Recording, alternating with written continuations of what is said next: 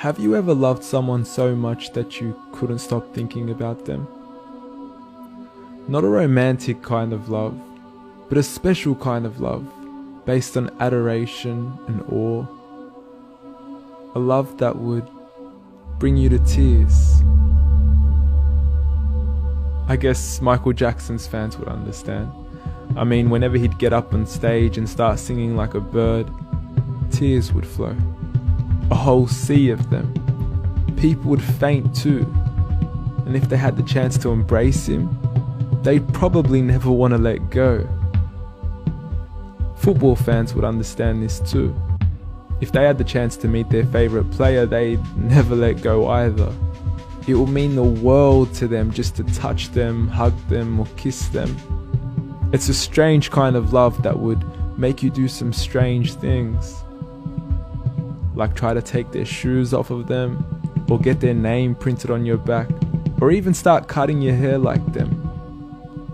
But from all these examples, there's still something missing. Like, would the subject they cry for them too?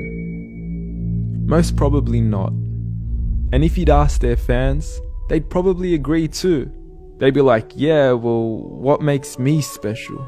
What makes me deserving? Well, what if there was someone who would cry for you?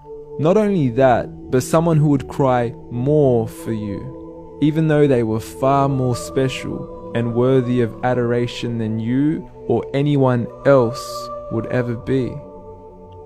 The Prophet Muhammad sallallahu alaihi wasallam.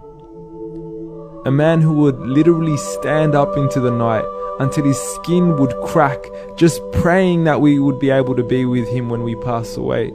A man who would cry at the thought of having followers who would believe in him without seeing him. He called them his brothers. A man who said that every prophet was granted a guaranteed dua, and he saved his for us.